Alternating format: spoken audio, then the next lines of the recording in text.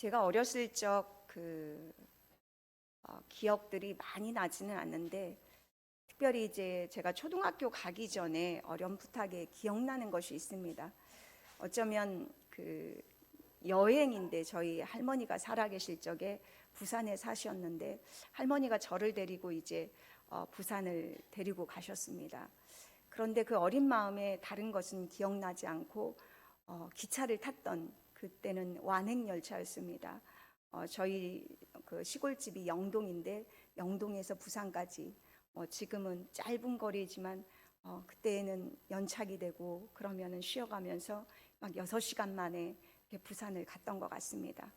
근데 그 신기함 속에서도 많은 사람들이 많았던, 특별히 이제 부산역에 도착했을 때 저희 할머니가 내내 여행 가기 전에 했던 말들이 있습니다.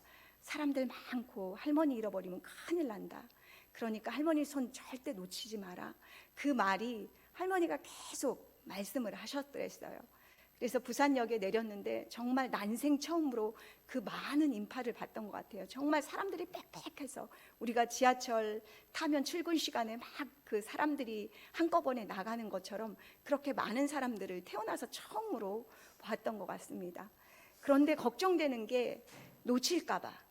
그래서 할머니는 막 커다란 보따리 짐을 머리에 이셨는데, 제가 할머니 그 치맛자락을 굉장히 힘차게 붙잡고 막 땀에 힘이 있도록, 다른 건 기억이 안 나는데 그거 붙잡고 막 졸졸졸 따라갔던 그 기억이 있습니다.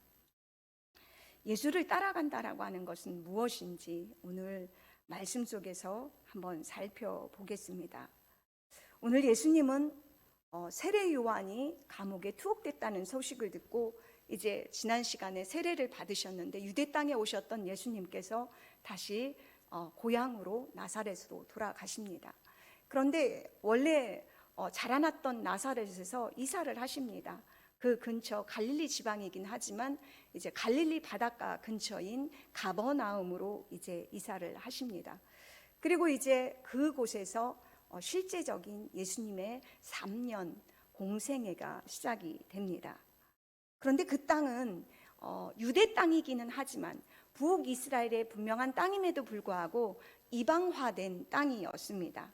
그런데 이 이야기가 예수님이 오시기 전 약 800년 전에 이미 예언된 말씀입니다. 그곳에서 메시아가 오실 것이다. 그곳에서 하나님이 오실 것이다란, 메시아가 오실 것이란 예언이 이사야 선지자에 의해서 선포가 되었습니다. 그런데 왜 이렇게 이방화된 갈릴리, 이방의 갈릴리라고 오늘 말씀에 나와 있습니다. 근데 그것은 주전 734년쯤에 북왕국 이스라엘의 아수르가 침범을 해서 그곳을 빼앗겼습니다. 그런데 아수르라는 그 나라가 유대의 그 북이스라엘의 힘을 약화시키기 위해서 많은 포로로 끌려가기도 했지만, 그곳에 또 그 이방인들을, 이민족들을 거주시키는 정책을 했습니다.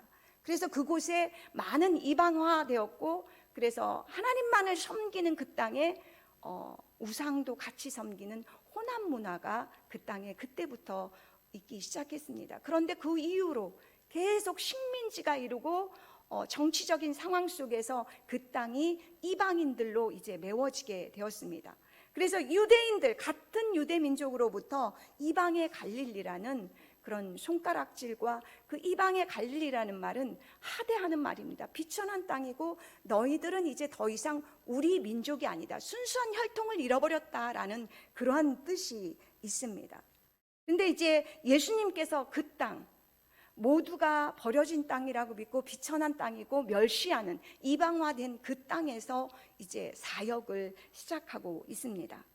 오늘 말씀에도 흑암에 앉은 백성이 큰 빛을 보았다, 이렇게 말씀합니다. 사망의 땅과 그늘에 앉은 자들에게 빛이 빛이었다. 이제 이방화된 땅, 버려진 땅, 변방 땅, 종교적으로도 또 정치적으로도 유대와는 거리가 먼 땅입니다. 아무런 소망이 없는 땅이라고 말씀할 수가 있습니다.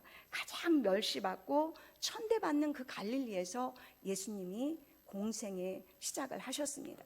그러면서 이제 이때로부터 17절에 예수께서 비로소 전파하여 이르시되 회개하라, 천국이 가까이 왔느니라라고 이런 선포를 시작하십니다. 이런 복음 선포와 함께 예수님은 제자들을 부르시는 일을 통해서 하나님의 사역을 시작하셨습니다. 오늘 갈릴리 해변에 다니시다가 두 형제 곧 베드로라 하는 시몬과 그의 형제 안드레가 바다에 금을 던지는 것을 보시니 그들은 어부라.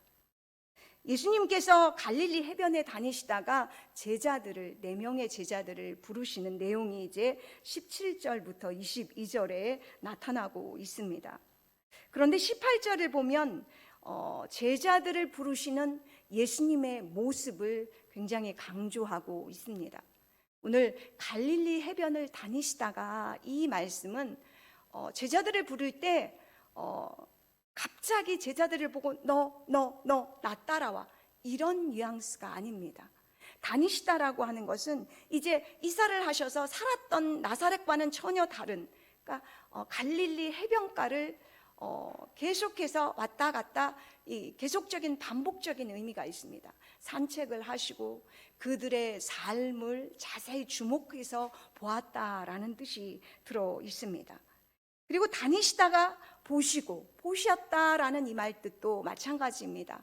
그냥 눈으로 보여지는 것만을 보는 것이 아닙니다. 헬라어의 원어에는 보는 단계가 4단계로 나눕니다. 이 마지막 4단계가 뭐냐면 보이지 않는 것을 보는 것입니다. 그러니까 하나님께서 영적으로 진리의 눈으로 보이지 않는 내면을 영적 통찰력으로 보는 것입니다.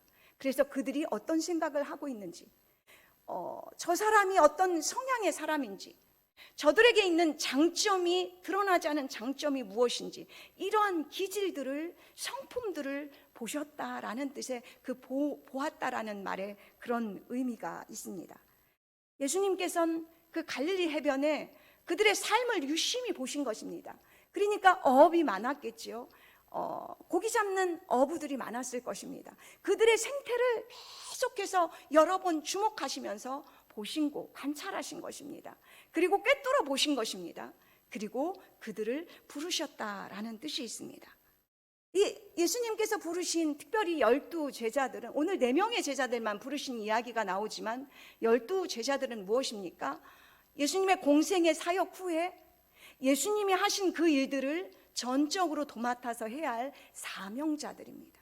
그러니까 이 사명자들을 부르는데 아무나 택하시지는 않았을 것이라는 것입니다.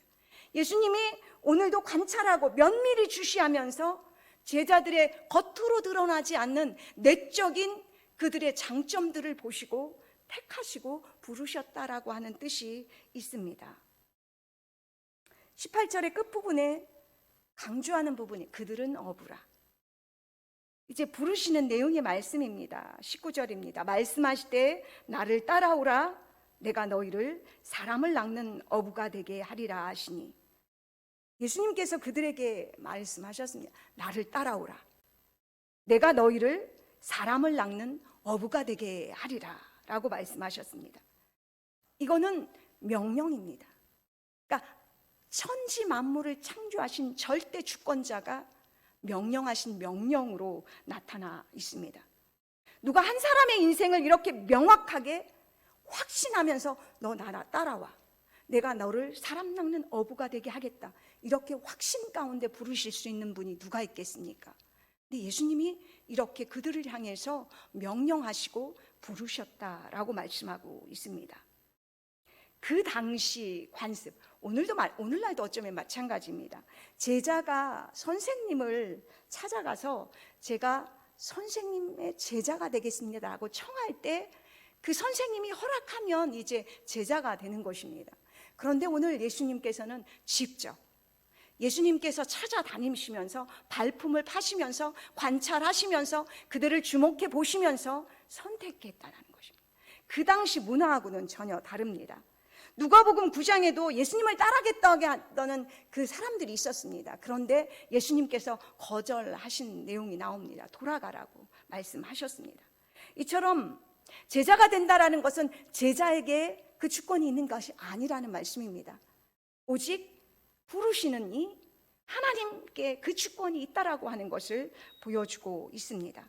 이러한 것들은 그 뒤에 부분으로도 더 명확하게 나타납니다. 내가 너희를 사람을 낚는 어부가 되게 하리라 라고 말씀하셨습니다. 이것은 약속입니다. 특히 되게 하리라 라고 하는 말은 내가 만들어 주겠다라는 뜻입니다. 인생을 만드는 주체가 그럼 누구냐라고 하는 것을 보여주십니다. 그 주체가 나의 열심과 나의 노력으로 되는 것이 아니라고 하는 말씀입니다. 내가 애쓰고 힘써서 사랑 남는 어부가 되는 것이 아니라는 것입니다. 예수께서 친히 주체가 되셔서 사람 낚는 어부로 만드시는 분이 누군가라는 것을 말씀하고 있습니다. 우리는 베드로가 노력해서 야고보와 요한들이 제자들이 힘써서 제자가 되는 것으로 우리는 착각합니다. 그런데 오늘 말씀에는 전혀 그렇지 않습니다. 내가 그렇게 만들어 주겠다. 내가 너희로 사랑 낚는 사람이 되게 하겠다, 만들겠다. 그 주체가 분명히 하나님이신 그리스도이십니다. 베드로의 노력이나 열심히해서 되는 것이 아니라 바로 예수 그리스도 만물의 주관자가 되시는 그 하나님께 달려 있다라고 하는 것입니다. 그러므로 결과론적으로 보면 제자들이 부름받은 자들이 염려할 것이 없습니다. 나의 부족함이나 나의 연약함을 가지고 그것 때문에 힘들 이유가 없는 것입니다. 왜냐하면 그 모든 것을 아시고 부르셨기 때문입니다. 오늘 사람 낚는 어부가 되게 하겠다라고 말씀합니다. 그 사람 낚는 어부가 된다라는 것이 무슨 뜻일까요? 베드로, 안드레, 야고보, 요한은 일평생 어부였습니다. 만선의 기쁨보다 어쩌면 실패의 때가 더 많았던 그러한 경험들이 쌓이고 쌓인 잔뼈가 굵은 베테랑 어부입니다. 누가복음 5장에는 오늘 본문에는 나오지 않는 베드로를 부르시는 장면이 자세히 나와 있습니다. 베드로가 밤이 새도록 수고했지만 얻은 것이 없었습니다. 실패한 것입니다. 그런데 내가 말씀에 의지하여 그물을 내리겠다라고 하는 그 고백이 나오는 부분이 있습니다. 그래서 그는 사람을 낚는 어부인지라 사람을 낚는 어부가 되겠다 하는 그 말이 어떤 뜻인지 명확하게 알고 있습니다. 실패도 했었고 만선도 있었지만 실패의 때가 더 많았던, 어쩌면 운에 맡겨야 되는 바다의 풍랑 이런 것들이 거친 바다 속에서 하지 못하는 때가 더 많았던 일이 있었던 베드로는 사람 낚는 어부가 되게 하겠다라는 그 말이 어떤 뜻인지 명확하게 알았습니다. 하나님께서는 이처럼 그들에게 이런 사명을 주시고 그들에게 그 일을 맡긴다 하는 말씀입니다. 그렇다고 한다면 이들이 장차 예수님의 사다로서 이제 하나님의 사명을 감당해야 하는 그들이 걱정할 것은 어쩌면 아무것도 없습니다. 그들이 성공해야 되는지 실패할 것인지에 대한 염려를 할 필요가 전혀 없다는 뜻입니다. 왜냐하면 주님이 주체가 되셔서 그들을 그렇게 이끌고 결국엔 궁극적으로 승리하실 것이기 때문입니다. 그와 마찬가지로 제자들을 부르셨던 한 사람 한 사람 주목하여서 택하여서 부르셨던 것처럼 오늘 저와 여러분은 우리 주님께서 주목하여 보시고 택하여 부르신 자들입니다. 내 인생의 주권이 그럼 내가 있는 것이 아니라는 것입니다. 오늘 그 인생의 주권이 하나님께 있는 것처럼 우리의 인생의 주권이 나에게 있는 것이 아니라 하나님께 있다라는 것들을 오늘 말씀하고 있습니다. 그렇다면 우리가 매 순간마다 고백해야 되는 것들은 무엇일까요? 성도가 날마다 우리가 더욱더 주님이 주권 되심을 인정하고 고백하는 것입니다. 이 주권을 인정할 때 오늘 나의 삶 매 순간마다 그것이 성공할 때에도 그것이 실패할 때에도, 왜냐하면 주님이 이끌어 가시기 때문에 이것은 주님이 하십니다. 오늘 나의 삶의 인도자는 주님이십니다 라는 고백만 우리는 할 뿐인 것입니다. 잠언 16장 9절에 이런 말씀이 있습니다. 사람이 마음으로 자기의 길을 계획할지라도 그의 걸음을 인도하시는 이는 여호와이시니라. 내가 아무리 계획해도 하나님께서 그것을 허락하지 않으면 갈 수 없다라고 하는 뜻입니다. 너의 행사를 여호와께 맡기라. 그러면 너희가 경영하는 것이 이루어지리라. 그러면 내 행사를 하나님께 맡기고 나는 아무것도 하지 않느냐? 그것이 아닙니다. 나는 최선을 다해서 달려가고 그 결과를 하나님께 맡기라는 뜻입니다.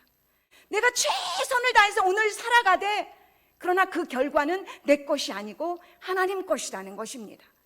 그러면 하나님께서 허락하시는 것들은 하나님이 허락하시는 것이고, 그러나 하나님께서 이루어지지 않는 것들은 하나님이 그것을 허락하지 않기 때문에 이루어지지 않는 것이라는 것입니다. 그래서 나의 삶, 오늘 하루의 모든 순간이, 그것이 잘 되는 일이든 잘못되는 일이든 하나님이 지금 나를 주목하여 보시고 하나님이 함께 하시고 하나님이 나를 궁극적으로 이끄시는 주체가 되신다라고 오늘 말씀하고 있습니다. 그렇다고 한다면 오늘 우리에게 사람 낚는 어부가 되게 하겠다라고 하는 그 말은 우리에게 적용하면 어떤 의미가 있을까요? 저와 여러분은 하나님이 택했습니다. 수많은 바닷가에 모래알이 있지만 하나님이 택한 것만 하나님의 것입니다. 그 많지만 버려진 것들이 많은데 우리는 그렇게 거저 하나님께서 택하여 부르심을 받은 존재입니다. 이런 존재를 성경에서 거듭났다 이렇게 표현합니다. 이 거듭난 것은 다시 태어났다. 이 다시 태어남이 어머니 뱃속에서 태어난 것인 1차적인 태어남이 있다면 하늘로부터 다시 태어났다라는 뜻이 원어상의 거듭남입니다. 그러면 거듭났다라고 하는 것은 우리가 단순히 이렇게 신앙생활, 교회생활하고 종교생활 한다라는 그런 의미를 넘어섭니다. 새로운 영적 존재가 되어서 하나님의 자녀가 되었다. 하나님이 지켜보시다가 관찰하시다가 너 이렇게 택함 받아서 하나님의 자녀가 하늘에 천지 만물을 창조하신 하나님한테 우리가 보임 받은 것입니다. 선택을 받은 것입니다. 우리가 육적인 아기도 태어나면 처음에는 유동식에서 단단한 음식으로 더 딱딱한 음식으로 먹으면서 그리고 자라납니다. 커갑니다. 사춘기를 겪고 그리고 청소년기가 되고 어른이 되고 이렇게 성숙한 사람이 되어갑니다. 그와 마찬가지로 이 영적인 탄생도 마찬가지입니다. 이제 막 교회에 출발한 신부는 어린아이입니다. 그런데 이분들이 영적인 성숙이 계속해서 있어야 됩니다. 예수님의 제자들이 예수님 3년 동안 예수님께서는 그들과 함께 동거동락하면서 이 영적인 양식을 계속해서 주입하셨습니다. 그런데 이런 영적인 훈련의 초점이 어디에 있었습니까? 다른 데 있지 않았습니다. 예수님이 누구신가? 예수님이 수많은 이적들을 보여주셨는데 이적이 목표가 아닙니다. 그 이적을 통해서 예수님이 어떤 분인가? 하나님의 아들이라고 하는, 하나님이 보내신 자라고 하는 그것을 보여주시기 위해서 여러 표적과 이적을 통해서 궁극적으로 예수님이 바로 메시아, 그리스도이시다라는 것들을 드러내림입니다. 그렇다고 한다면 우리가 힘써야 되는 것이 무엇입니까? 예수님이 누구인지를 아는 것. 하나님의 주어진 이 영의 양식을 통해서 먹고 씹고 하면서 그리고 점점 예수님이 누구인지를 명확하게 아는 진리가 내 안에 분명히 있어야 합니다. 그렇지 않다면 이제 태어난 아기가 그냥 누워만 있으면 어떻게 됩니까? 도태되면 성장하지 않으면 그 아이는 어쩌면 너무나 불쌍한 아이인 것입니다. 그래서 우리가 교회를 나오는 것으로, 내가 교회를 다니는 것으로 만족하면 안 됩니다. 이 성경 말씀을 왜 주셨습니까? 영적인 영의 양식으로 예수님께서 친히 주신 말씀인 것입니다. 이 하나님 나라는 예수가 누구인지를 깨닫고 그분이 누구인지를 명확히 안 그 진리가 내 안에 있는 자들을 믿고 아는 데서 이루어지고 펼쳐집니다. 그래서 그 스펙트럼의 차이가 엄청납니다. 이제 맛보안 자, 그러나 이 예수님을 안 사도 바울과 같은 자는 이제 태어난 자와 엄청난 차이가 있지 않겠습니까? 예수가 누구인가 여러분 질문을 한다면 여러분 뭐라고 대답하실 수 있습니까? 금방 교회에 나온 자와 지금 사도 베드로와 예수가 누구인가를 질문했을 때 아는 폭은 보이지 않지만 엄청납니다. 그가 하는 일을 통해서 드러날 수 있습니다. 우리 심령 안에 이 진리가 있는 자, 이것이 명확한 자, 이것이 스펙트럼의 사도 바울처럼 커져서 예수가 누구인지를 알아서 그 은혜 때문에 살아가는 자, 이 자가 성장한 자입니다. 그런데 이 성장한 자의 그 최고의 모습이 있습니다. 바로 그리스도의 증인으로서의 사명입니다. 진리를 아는 자, 예수 그리스도가 누구인지를 아는 자는 전하고 싶은 이 마음이 너무 뜨거워서 전할 수밖에 없습니다. 우리 가정에 예수를 믿지 않는 자가 있으면 견딜 수가 없는 거예요. 전하고 싶어서, 불쌍해서. 그래서 울 수밖에 없는 거예요. 그래서 하나님 앞에 나아가서 매달릴 수밖에 없는 그 뜨거움이 성장한 자 안에 있습니다. 그것이 증인입니다. 성장한 자의 모습은 증인으로서의 삶이 있는가 없는가로 우리가 구분해 볼 수가 있습니다. 그래서 성숙한 자는 육적인 삶의 모습보다는 그것도 중요합니다. 그런데 더 우선순위가 무엇인가? 영적인 삶이 그 안에 있는가를 더 먼저 본다는 것입니다. 이것이 진리를 아는 자, 예수를 믿고 아는 자의 모습인 것입니다. 그래서 진리의 눈으로 예수님이 보는 것처럼 예수님을 알고 진리의 눈으로, 영안으로 예수님이 우리를 보시는 것처럼 보는 일들이 우리 안에 있습니다. 그래서 영적인 삶이 있는 자는 보는 것들이 영적인 눈으로 자꾸 바라보게 되는 것입니다. 저와 여러분에게 이 거듭남뿐만 아니라 이렇게 영적으로 성숙해가는 예수님이 누구인지를 아는 이런 갈급함이 저와 여러분에 있기를 소망합니다. 그래서 예수님에게 우리를 바라보시는 것처럼 똑같은 눈으로 예수님과 마주 볼 수 있는 이 진리의 영안이 열려서 그래서 예수 그리스도의 증인으로서의 삶을 사는 자, 이것이 바로 사람을 낚는 어부인 것입니다. 그런 모습으로 저희들을 성장할 수 있기를 바랍니다. 18절, 22절에는 또한 이제 예수님의 그 부르심에 제자들이 응답하는 모습이 나옵니다. 20절, 21절입니다. 함께 읽겠습니다.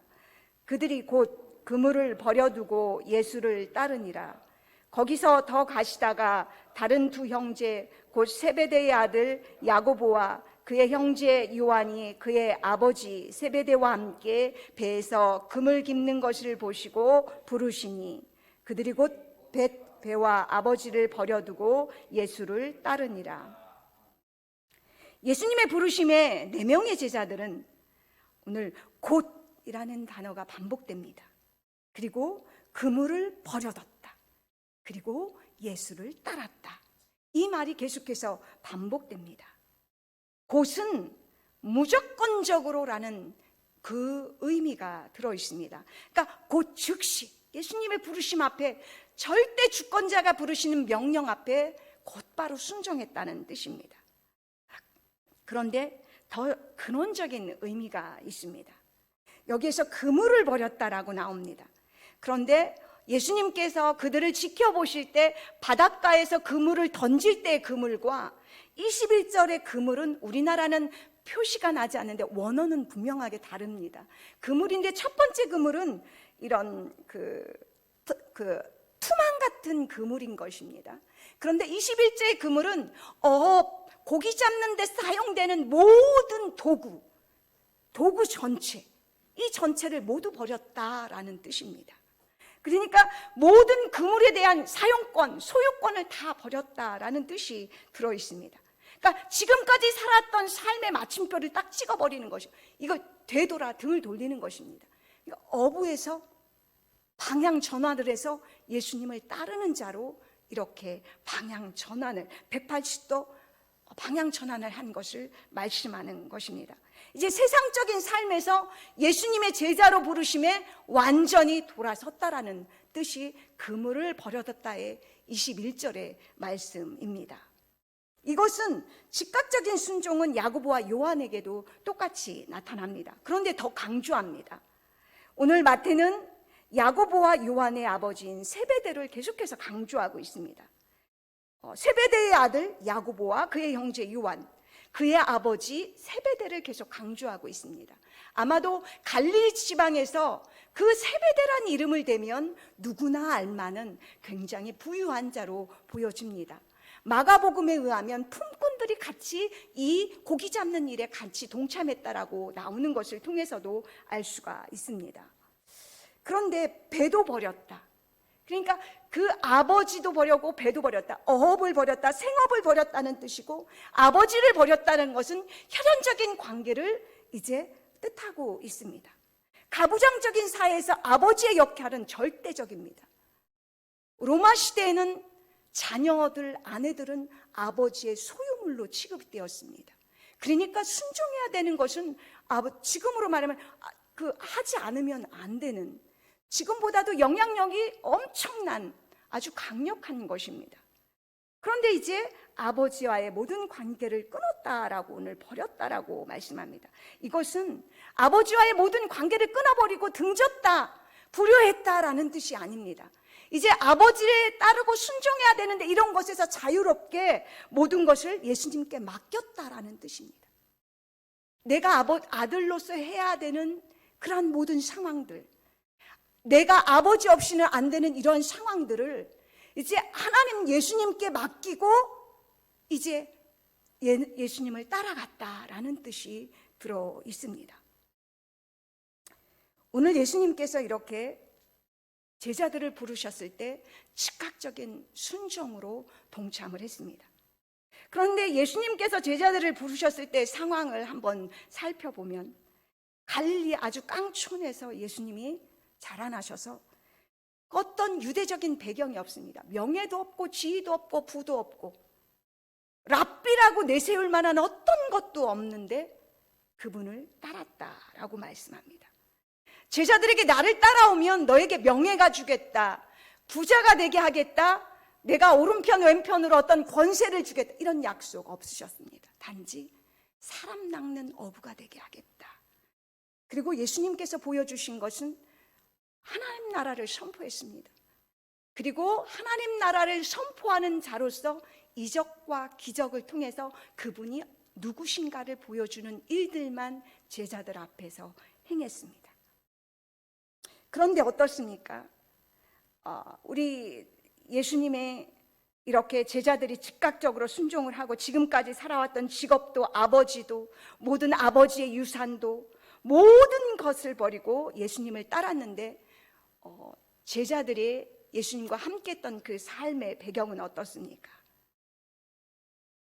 원래 예수님을 따라가다라는 것은 후에 뒤에 따라오다, 그러니까 예수님 뒤에 따라가는 자가 따라가다라는 뜻에, 그러니까 예수님 뒤를 따라오는 자, 그러니까 예수님을 따라가는 자입니다. 그런데 3년 동안의 공생애 속에 예수님 제자들은 보면 어쩌면 실패한 것처럼 보입니다. 예수님이 영적인 진리를 얘기할 때 전혀 깨닫지 못했습니다. 그들은 예수님 뒤를 따라다니면서 그 권세를 잡을, 그 좌편에 우편에 앉을 생각만 했고, 예수님의 어떤 십자가적인 얘기를 할 때, 고난의 길을 걷고자 했을 때 그들은 그렇게 가는 것을 전혀 상상도 하지 않았습니다. 그들이 예수님이 십자가 질 때 어땠습니까? 다 뿔뿔이 헤어지지 않았습니까? 그리고 다시금 그들이 살았던 어업으로 다시금 옛날로 돌아가지 않았습니까? 그렇게 실패한 것처럼 보였습니다.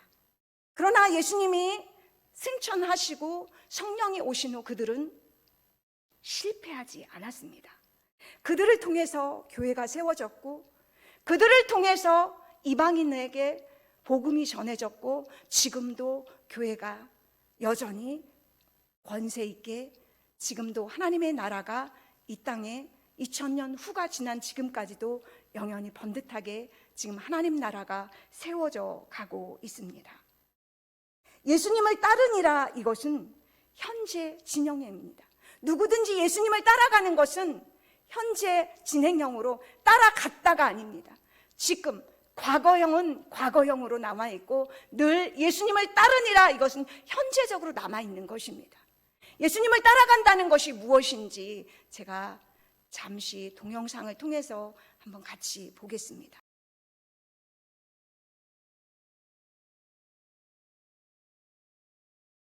예수님을 따라간다는 것은 저 아기곰과 같습니다. 어쩌면 우리가 예수님을 따라가는 모습은 저 아기곰이 쭈르륵 넘어지고 또 다 올라온 것 같은데 또 쭈르륵 내려가고, 우리 인생이 이와 같지 않습니까? 그런데 중요한 건 엄마 곰입니다. 엄마 곰이 그 아기 곰에게 절대 그 눈을 떼지 않습니다. 기다립니다. 우리 예수님이 이와 같습니다.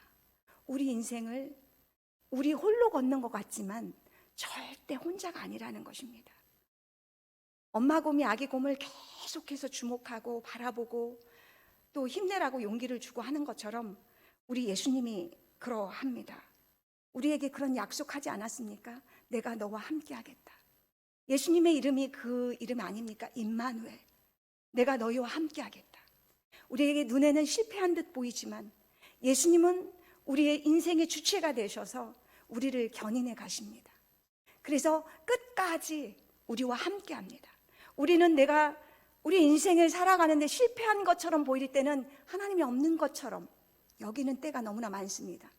그러나 그 순간에도 우리 예수님의 엄마 곰이 아기 곰을 향해서 바라보고 있듯이 우리 주님은 여전히 눈을 떼지 않고 우리와 임마누엘 하십니다. 내가 너희와 항상 함께 하겠다. 이것이 바로 제자들을 마지막으로 우리 주님이 올라가시면서 승천하시면서 하신 약속입니다. 이 약속은 지금도 저와 여러분에게 동일합니다. 저와 여러분은 늘 예수를 따르니라. 그것이 과거형이 되면 안 됩니다. 내가 예전엔 예수를 따랐어 이러면 안 됩니다. 그것이 늘 현재형이어야 됩니다. 우리 제자들은 오늘 과거형도 아니고 미래형도 아니고 예수를 따르니라. 따릅니다. 그것이 저와 여러분의 오늘의 성도로서 예수님을 따라가는 모습으로서 그러한 모습으로 살아가기를 원합니다. 기도하겠습니다. 하나님 아버지, 감사합니다.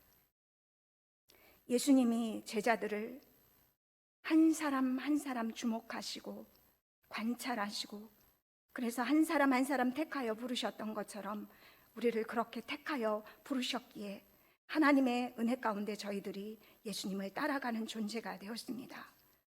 제자들이 즉시 모든 것을 버려두고 예수님을 따랐던 것처럼 하나님, 예수님을 따르는데 방향 전환하기를 원합니다.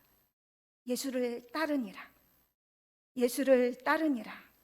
하나님, 저희가 오늘 현재 오늘을 살아가면서 예수님을 따라가는 자로 서 있게 하여 주시옵소서. 하나님의 그 약속을, 내가 너희와 항상 함께 하겠다는 그 약속을 잊지 않고 예수를 따르는 자로 서가게 하여 주시옵소서. 감사를 드리며 예수 그리스도의 이름으로 기도하옵나이다. 아멘.